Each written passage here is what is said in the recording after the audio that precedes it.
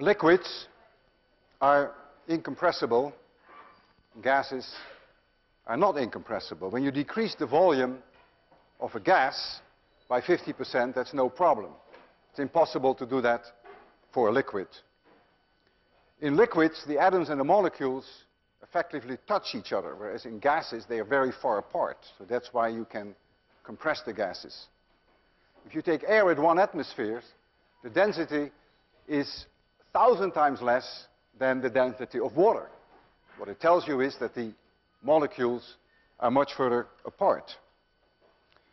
It is an experimental fact that there is a simple relation between the pressure that you see there, the volume of a gas, the temperature of a gas in degrees Kelvin, and the number of molecules that you have. Now, when you see the word molecules, I may often mean atoms. I realize that helium and neon and krypton and argon are atomic gases, and that O2 and H2 and CO2 are molecular gases. So I will use that word molecules even when I mean atoms, and maybe vice versa, just for simplicity. The relation that exists between these quantities, PV equals nRT, pressure, volume, N is the number of moles, I'll get back to that, R is the universal gas constant, which is 8.3 joules per degree Kelvin, and T must be in degrees Kelvin. So what is a mole? A mole has always about 6.02 times 10 to the 23 molecules, or atoms in the case that you have helium, but I will call that molecules. And this number is called Avogadro's number.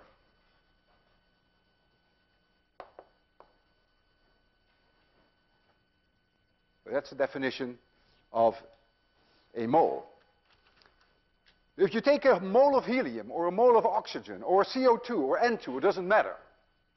Always has this number of molecules approximately.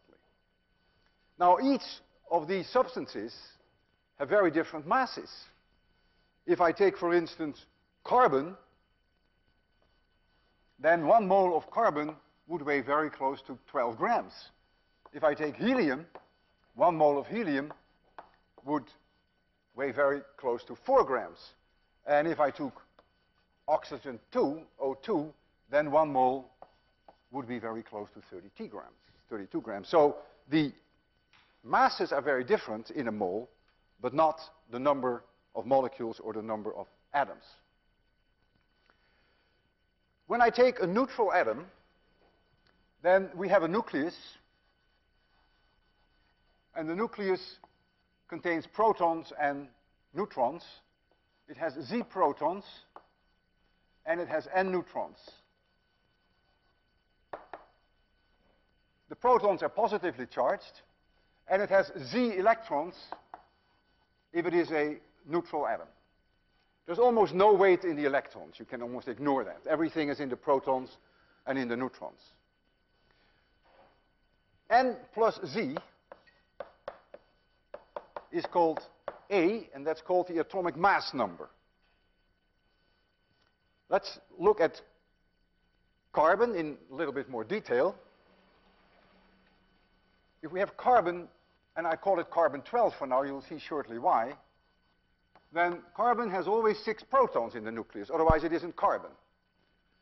And when it has 6 neutrons, then A is 12. That's why we call it carbon 12.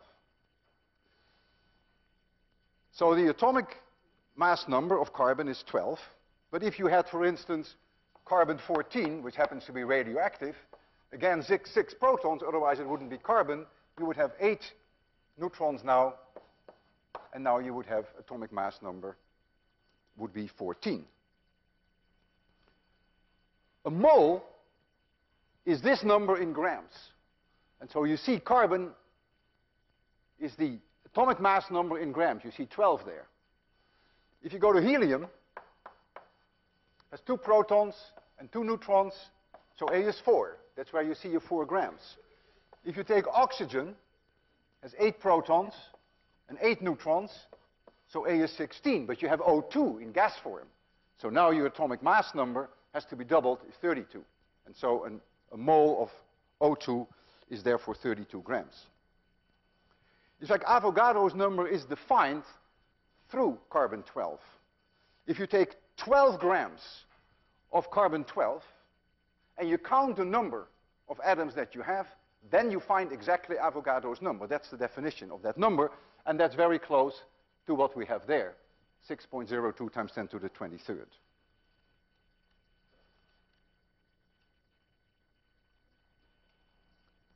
The mass of the proton and the mass of the neutron are nearly equal.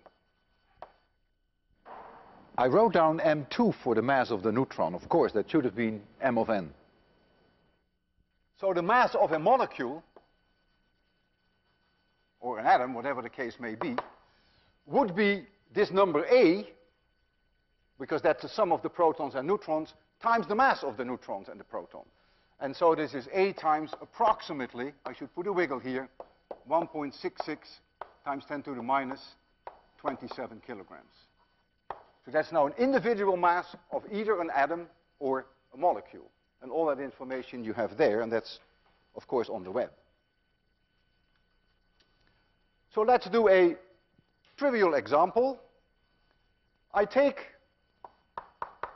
gases, any kind of gas, you choose whatever you want, and I take 1 atmosphere. So that means that the pressure is 1.03 times 10 to the 5th Pascal. I do it at room temperature, so T is 293 degrees Kelvin. And I take in all cases only 1 mole, so N is 1. And I'm asking you now, what will be the volume of that gas? Well, you take the gas law, and it tells you that V, the volume, equals N RT divided by P. You know N is 1. You know R, 1.03. Excuse me, you know, I'm a little bit ahead of myself. You know R, which is 8.3. You know the temperature, which is 293. And you know the pressure, which is 1.03 times 10 to the 5th. And when you calculate that, you find something very close to 24 liters. And a liter is about 1,000 cubic centimeter. And it's independent of whether it's helium or oxygen or nitrogen or CO2. As long as you have a gas, 1 mole at 1 atmosphere pressure and room temperature always has the same volume of about 24 liters. If a gas obeys that law exactly, we call it an ideal gas. That's why we call that the ideal gas law. And many gases come very close to that. In fact, if you took oxygen, O2, and you take 1 mole of oxygen at room temperature and at 1 atmosphere pressure, and you were to calculate its volume, the actual volume that you measure is only 0.1% smaller than what you would find with the ideal gas law. If you do it at 20 atmospheres, it would still only be 2% smaller. So it's a very good approximation in many cases. What is very surprising, that in this ideal gas law, the mass of the atoms and the molecules do not show up at all. And that is very puzzling. You wouldn't expect that at all. And I'll show you why you wouldn't expect that. Let's take 2 different kinds of gases with very different masses of the molecules, but we have the same number of moles, we have the same volume, we have the same temperature, and therefore we must have the same pressure according to the ideal gas law. But the masses of the molecules, very different. So here we have some of these molecules, and the number density is the same because the number of atoms is the same and the volume is the same. Now these molecules are flying in all directions with different speeds. I will just now, for simplicity, take some average speed, and I assume this is going in this direction. It's heading for the wall of the container, this area. It hits the wall, there's an elastic collision, and it comes back in exactly the same direction. So there is momentum transfer, and the momentum transfer for one collision is 2mv. Because it comes in with mv in this direction, it comes back with mv in that direction, so the momentum transfer is 2mv. But I'm interested in the momentum transfer per second, not just for one molecule. And now, of course, I have to multiply it by the velocity, because if the velocity is high, you have a lot of bombardments per second on here. For each bombardment, this is the momentum transfer. But if there are many, well, you have to multiply that, of course, then by the speed. So the momentum transfer per second is proportional, let's say, to mv squared. mv comes from the momentum, from one particle, and v comes from the fact that the number that hit it per second. Now, momentum transfer per second is clearly, that's the force, proportional to the force, and that is proportional to the pressure. And yet, the pressure is not affected by the mass. Notice, if these are the same, the pressure must also be the same. And so there's only one conclusion that you can draw, which is very non-intuitive, that the pressure can only be the same if for a given temperature, this product, mv squared, is independent of the mass of the molecule. How can mv squared possibly be independent of the mass of the molecule? There's only one way that that's possible. That if you take two different masses, two gases with totally different mass of the molecules, that this product is always the same for a given temperature. And that indeed is the case. So if you take, for instance, helium, and you compare that with oxygen, and the ratio of these two masses is 4 to 32, this is 8 times heavier than this one, and you have them at a certain temperature, then the mass of the helium times the mean speed of the helium squared is the mass of the oxygen molecules times the mean speed squared of the oxygen. And so what that means is that if the oxygen molecule is 8 times more massive, this one, then the velocity is the square root of 8 times smaller, because the ratio 32 over 4 is 8. So the oxygen molecules have a lower speed, so that the product, mv squared, is always the same. Oxygen molecules at room temperatures have a speed of about 480 meters per second, and so the helium is the square root of 8 times higher.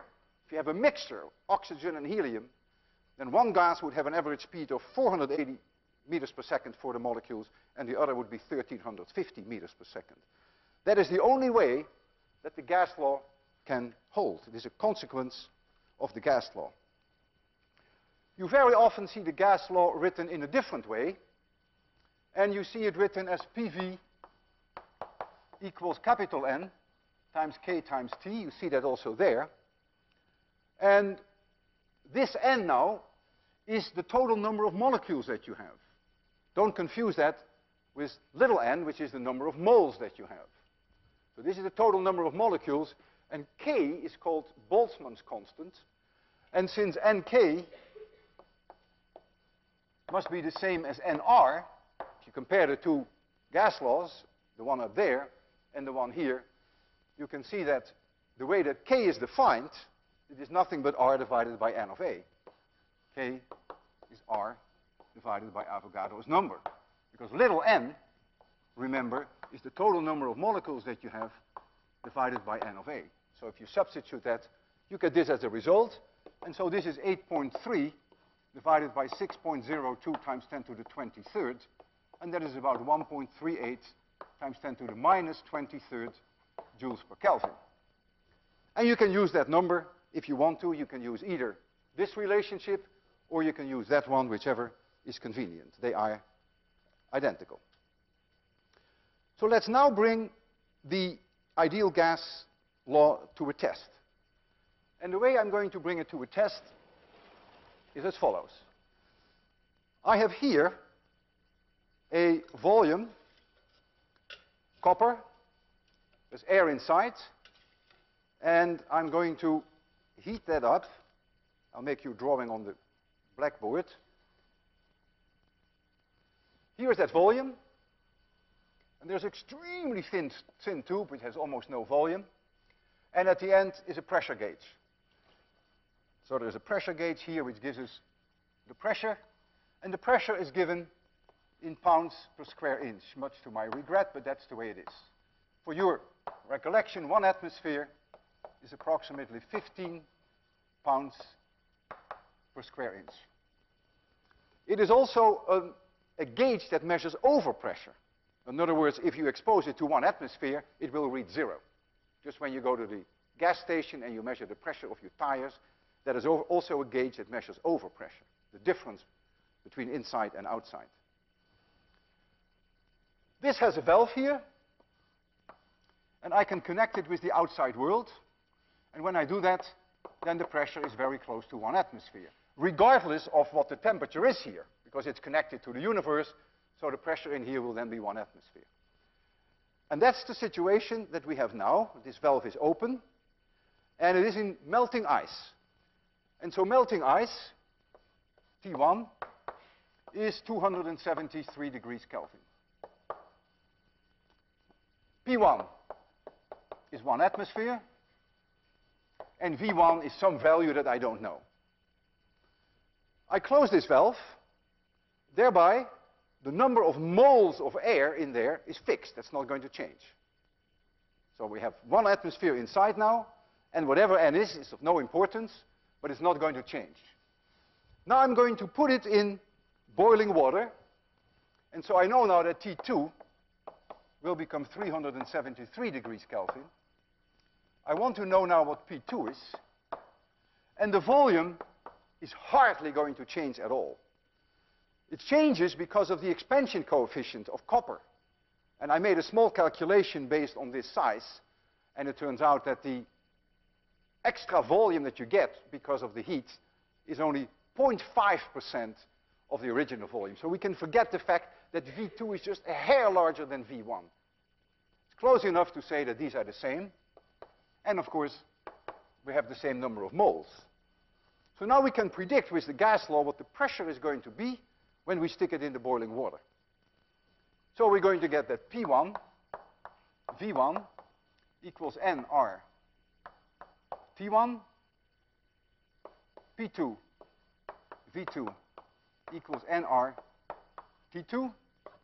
I divide these two equations, lose my n and my r. We agreed that the volume was the same, and so we find that P1 divided by P2, T1 divided by T2, or the pressure P2, which is our goal, equals the 1 atmosphere pressure, which is P1, times T2 divided by T1, and that is, T2 is 373, T1 is 273, so it is 1 atmosphere times 373 divided by 273. That's what the gas law predicts.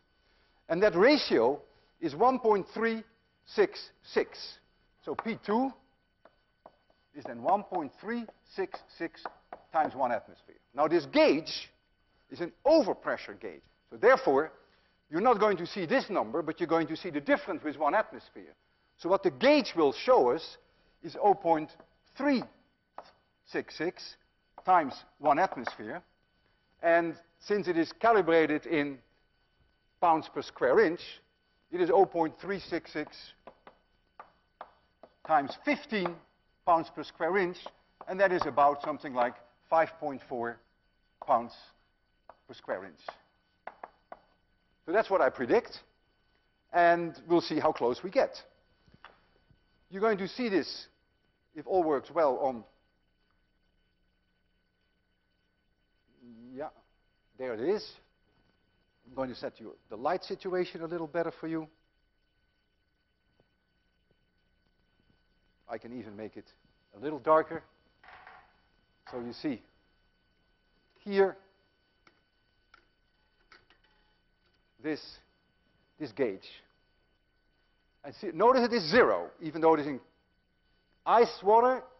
This valve is open, And so it is at 0 because it measures only overpressure.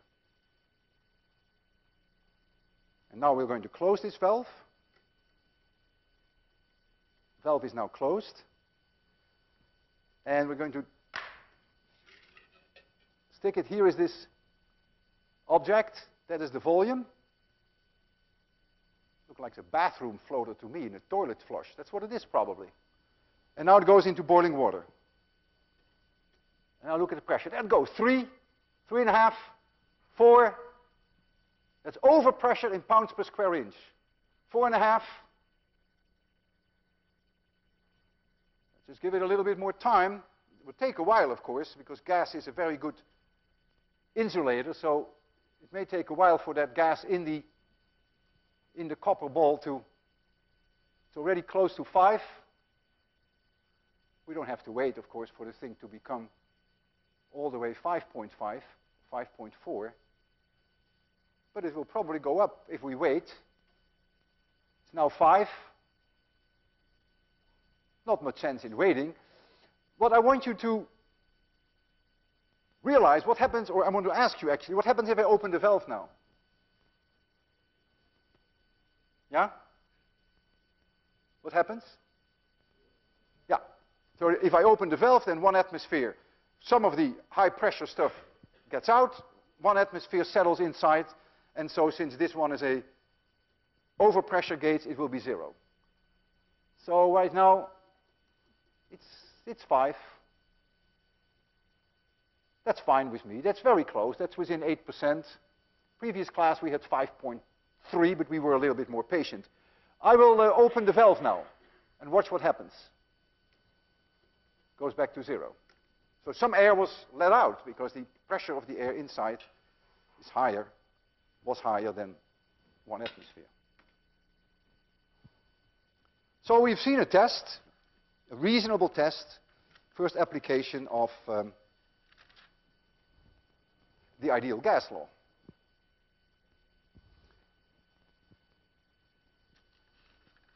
A gas can turn into a liquid, and a liquid can become a solid.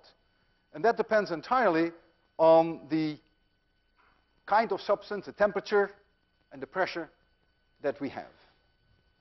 And this brings us to the field of what we call phase diagrams. I will show you your first schematic of a phase diagram, which is also on the web. Here you see a phase diagram, very intuitive. Here's pressure, here's temperature. Imagine that we have a cylinder, and we put gas in that cylinder, and we put a piston on top, and we push it down. Slowly pushing it down. So we start here with gas at a particular temperature, which we're not going to change, and we slowly push the piston down. In this trajectory, the ideal gas law would hold. Temperature remains constant. So if you look at the gas law, PV remains constant. That's called Boyle's law, by the way, that the product of pressure and volume remains constant.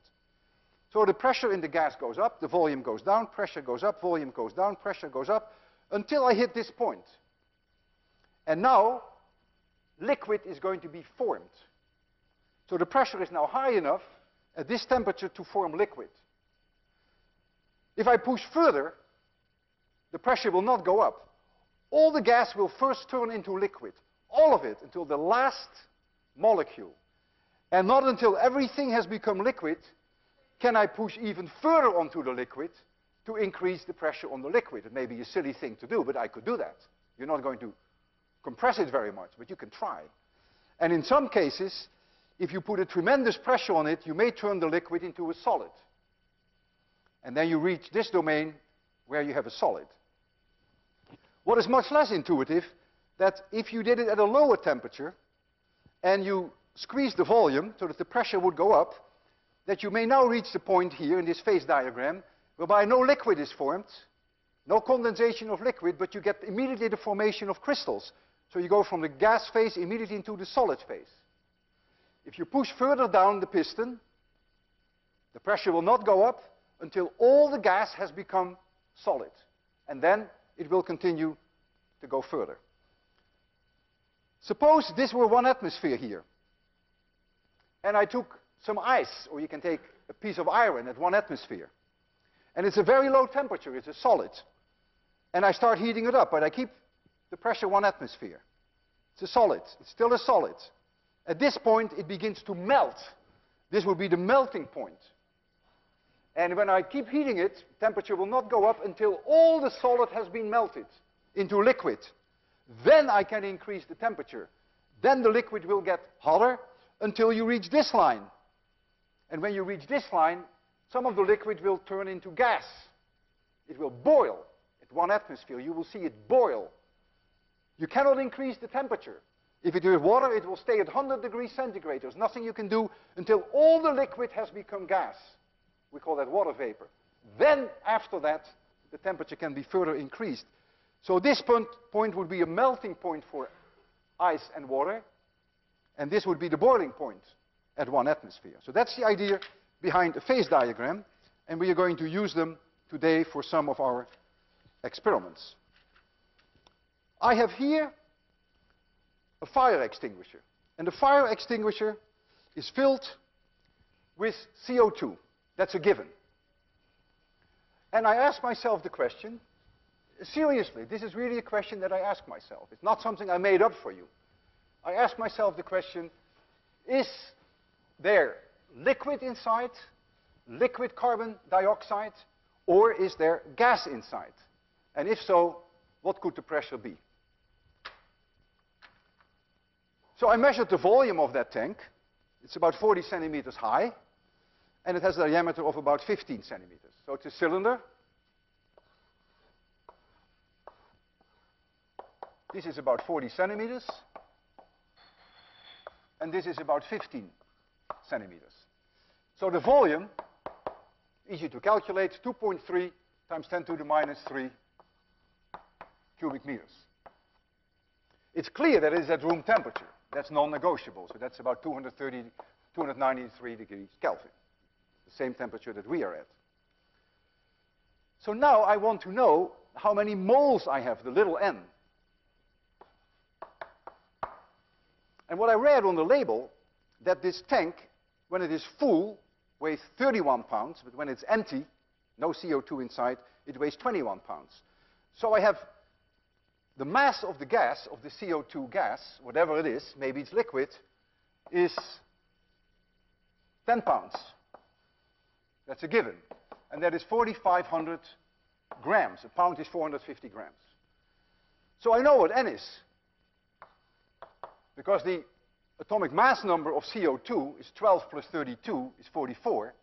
And so that is 4,500 divided by 44. That's close enough to 100. So I have 100 moles. So now I can ask myself, what is the pressure? If this were a gas, what would be the pressure? Well, if this were a gas, then the pressure P would be N times R times T divided by the volume. I stuck in the numbers, and out comes 10 to the 8. 10 to the 8 Pascal. An enormous number. 10 to the 8 Pascal is about 1,000 atmospheres. So I doubted very much whether there's gas inside, because I said to myself, at that high pressure, CO2 probably becomes a liquid. And so I looked up on the web. In fact, Dave Pooley did that for me, my graduate student. Looked on the web, and we found the phase diagram for carbon dioxide. And what do you see? This is pressure in atmospheres. It's a strange scale because it goes 5, 10, 15, then there is interruption, and it goes to 73. And this is the temperature, 0 degrees and 20 degrees. And so at 20 degrees, since we know if there is liquid inside there, if it were liquid, then the liquid has to be in equilibrium with the gas. So you go up here, and you see there's no way that 1,000 atmospheres somewhere there in the corridor. So already at a temperature, already at a pressure of something like 60 atmospheres, it begins to be liquid. You can't see that 60 here on this scale because it jumps there. But I called the fire department, and they said it's about 900 pounds per square inch, which is 60 atmospheres. And so this canister contains then liquid and gas and stays exactly at that line. Cannot be higher, cannot be lower. Think about that. because gas and liquid at that line exist in coexistence. And the only way they can do that is exactly at that pressure if the temperature is 20 degrees. And when you open the valve, then the liquid CO2 will turn into gas, but the pressure will always remain 60 atmospheres until you have used up all the liquid. And not until then will the pressure come below 60 atmospheres.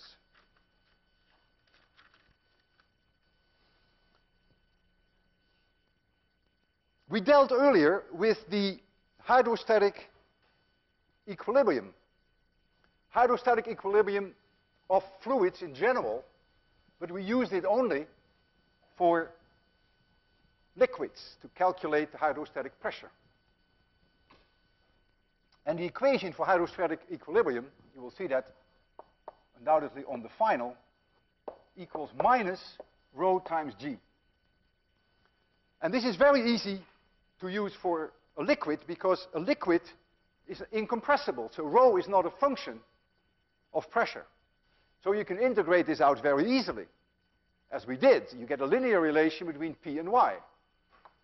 So if I have here Y, and I have here hydrostatic pressure, and let this be the Y0, that is the sea level, I call that 0, and let this be minus 4,000 meters lower, then the pressure just goes like this. Here it will be around 400 atmospheres, and it drops linearly. When you go up to the surface, it drops linearly. Well, it may be 1 atmosphere here because that's the barometric pressure, but that's a detail. I really want this to be the hydrostatic pressure. So this is rho minus rho times G times Y. For gases, this would be very different though, because with a gas, the density does depend on pressure.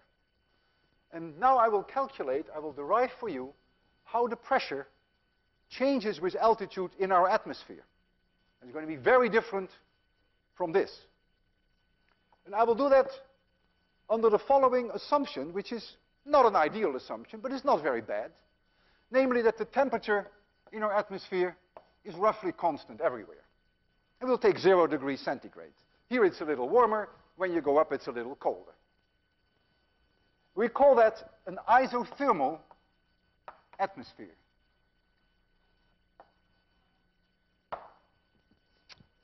What is the density of a gas? Well, it is the mass of the gas divided by its volume. I take a certain volume, and I have n molecules in there, and each molecule has mass m, and this is the volume. So this is the density.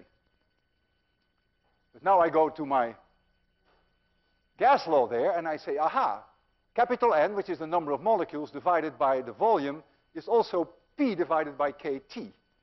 So this is P divided by KT times M. So now I take this equation and I say, aha, dP dy equals minus Pm divided by KT times G. I bring the P under here and I bring the dy there. So we get dP divided by P equals minus mg divided by KT, which is some kind of a constant, times dy. Let's first talk about that constant. That constant must have a dimension 1 divided by meters, because this is dimensionless. Pressure divided by pressure has no dimension. dy has dimension of length. So this must have the dimension of 1 over length. In fact, I can calculate what KT over mg is. That should then have a dimension of length. I know K. I know T. I take 0 degrees centigrade, so T is 273. I know what G is. What do I take for the molecule, a molecule of air? What is an air molecule? Well, we have 20% oxygen. We have 80% nitrogen. The atomic mass number of oxygen is 32. Nitrogen is 28. But really, there is more nitrogen than oxygen. So take 29 as a reasonable atomic mass number for a mean mass of an air molecule. And so you'll get then that it is roughly 29 times the 1.66 times 10 to the minus 27 kilograms. And you stick that in that equation. You can't be too far off. And what you find, that this is 8,000 meters, has the unit length, or it is 8 kilometers. And we call this H0. So I will rewrite this a little. We're always done with our integration. So I will rewrite the equation and introduce for that constant 1 over H0. Because remember, I turned it upside down there to get length. So we have dP over P equals minus 1 over H0 times dy. I integrate this between P0, which is sea level, and P at some altitude h.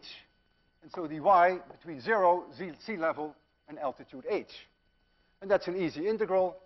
So I get ln P at altitude h divided by P0 equals minus h divided by h0, because an integral of dy from 0 to h is simply h. And so what do I find now? That the pressure at altitude h equals P0 times e to the minus h divided by h0. This is the altitude in the atmosphere. And if you take this 8, then this is the altitude in kilometers. H0 would then be 8 kilometers.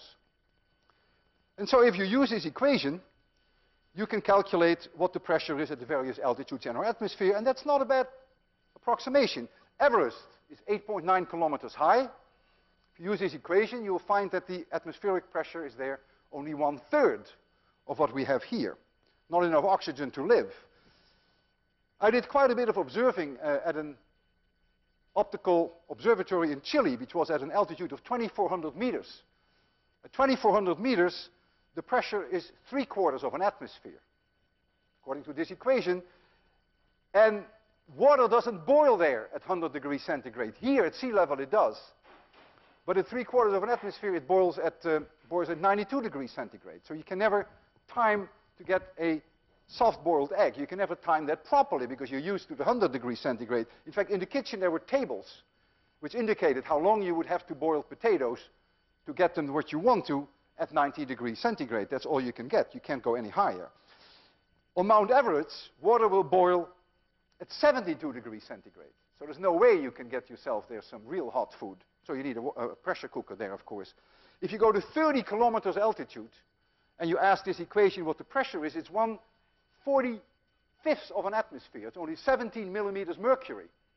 Water at 20 degrees centigrade would boil at that altitude. I want to show you the phase diagram of water.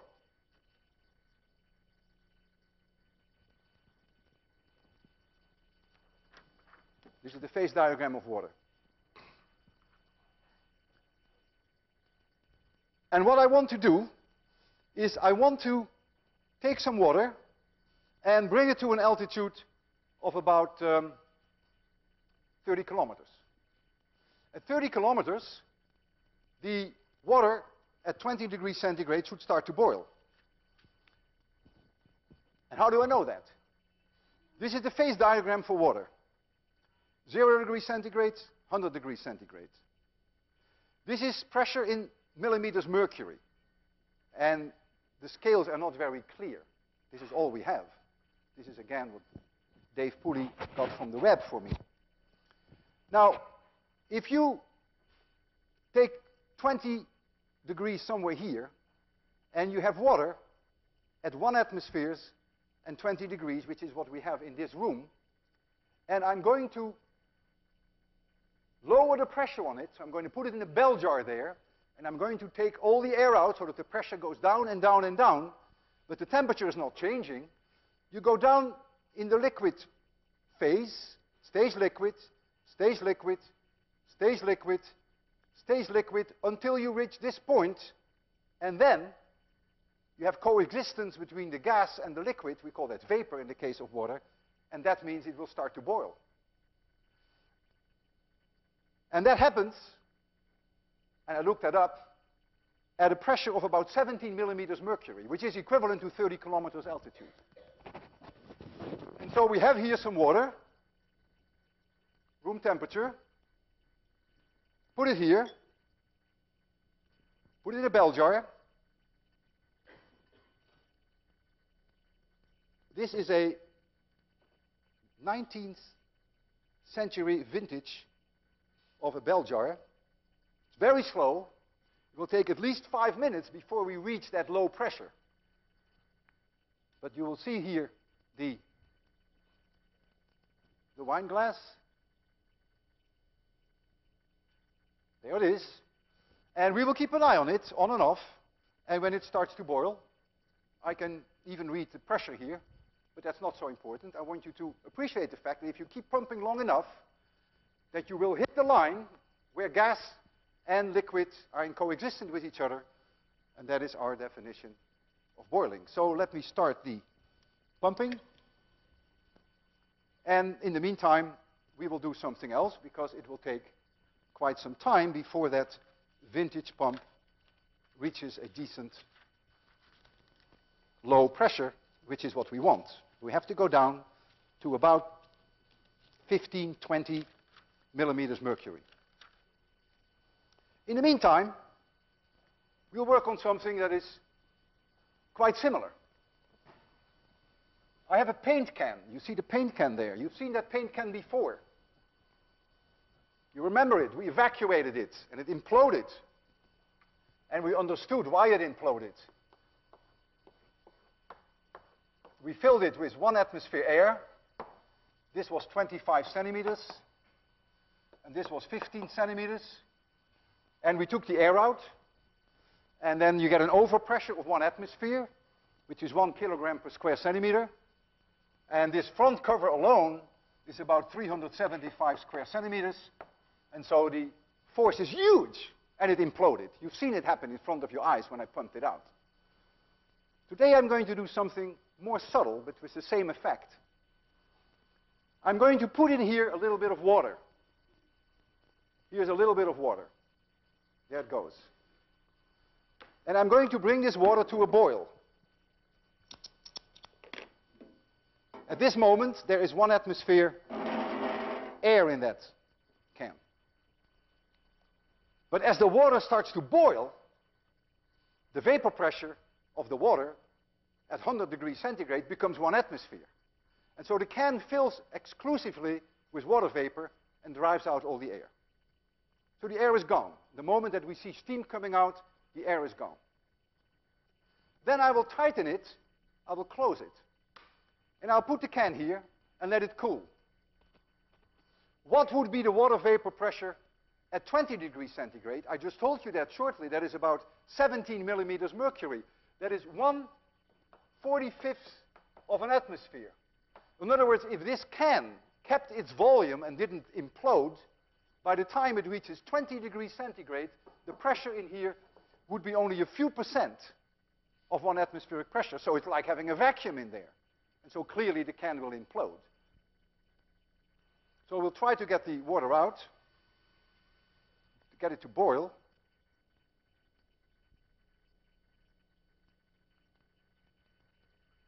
I think it is boiling. I have to make sure that all the air is out. I really want pure water vapor in there.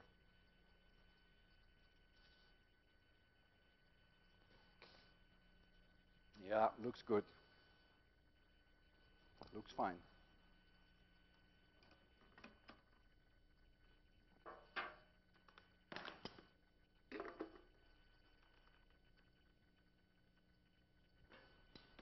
There it goes. So now, the vapor pressure goes down. The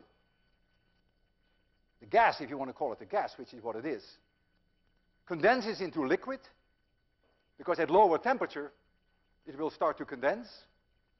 And what it does, it's going to walk down this line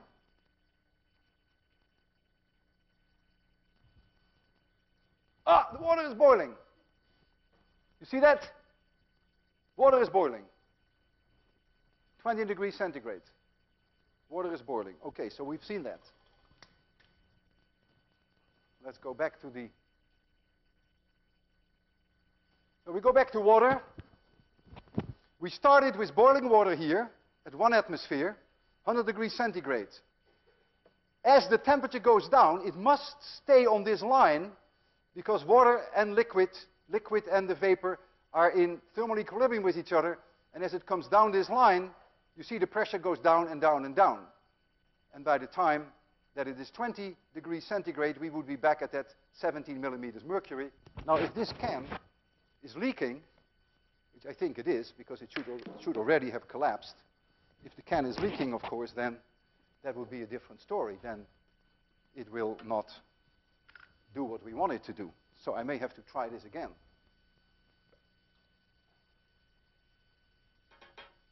So we do it again with another can.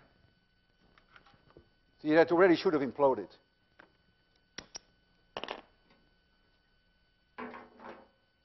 So we'll boil this one.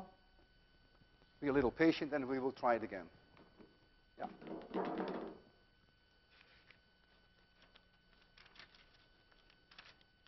In the meantime, I want to challenge you a little bit and expose you to a demonstration which is kind of bizarre. And I want you to tell me why it doesn't behave the way I want it to behave. I have balloons, small balloons here, which are filled with air. And I'm going to put them in liquid nitrogen. So they have a certain volume. I don't care what that volume is. They are at room temperature, which is 293 degrees. And the pressure inside is very close to 1 atmosphere. There's almost no overpressure in those balloons. I'm going to make the temperature 77 degrees Kelvin, which is liquid nitrogen. The pressure will remain very closely 1 atmosphere. These balloons don't have very much overpressure no matter what you do with them. And so I want to know what the volume is, how much they're going to shrink. Well, I apply the ideal gas law, and the number of molecules is not going to change. R is not going to change. So the new volume is going to be the old volume times the new temperature divided by the old temperature. And so that is the old volume times 77 divided by 293, if the ideal gas law holds. And that is 1/4 of V1. So the volume becomes 4 times less. If the volume is 4 times less, then the radius becomes 60% of what it originally was, because R cubed goes with the volume. So R2 is about 60% of R1. So that should be very noticeable. A balloon this big should become this big. What you will see, however, is something very different. Okay, I think we are okay on this one now. We'll try to put the cap back on, if I can find the cap. Oh yeah, there it is. Now let me tighten it a little better than I did the first time.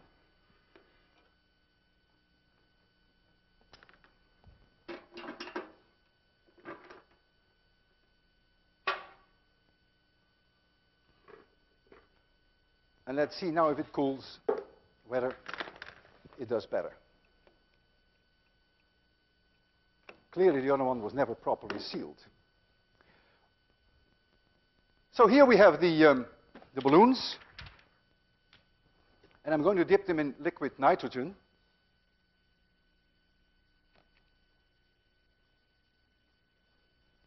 Come on, can. It would be quite a coincidence if that one is also leaking. Normally they collapse in seconds. This one doesn't want to collapse. There it goes. There it goes. It's making obscene noises. There it goes. There it goes. Ugh. You will see that. Look at the balloons. Here's a balloon. And here's a balloon. Anyone's birthday today here? Must be someone, 200 kids, not kids, 200 grown-ups. Someone must be birthday. 50% chance. No one's birthday? Hard to believe. Okay. So I predict that if I put it in liquid nitrogen, which I have here, that the radius will become 60% of what it was. So shrinks a little. There we go. And what you see is something very, very different. And that I want you to explain. And you have all the tools available. Keep in mind, I put it in liquid nitrogen. Remember that when you're looking for a solution. Okay, there's almost no volume left. It's like a flat pancake. It's nothing. Now it comes up, of course, because now it goes back to room temperature. My goodness. It's having a hard time there. Why is it not... Why is it not 1/4? Why is it so much smaller than what you expect? I'll do one more.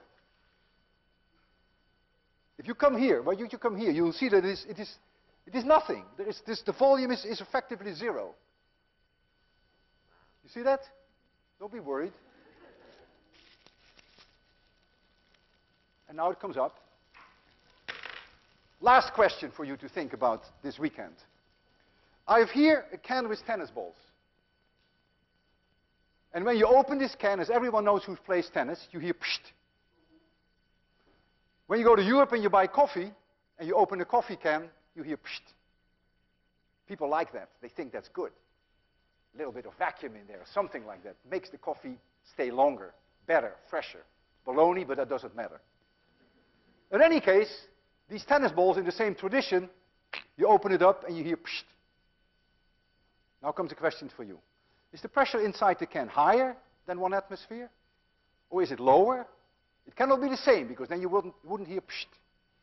And if so, why would the pressure inside be different? And I'll give you one clue. And the clue is crucial. You open the can, you don't play with the balls, you wait 2 days, and the balls are useless. You can't play with them anymore. That should give you a clue. Think about it. Think about the liquid nitrogen balloons. Have a good weekend. See you Monday.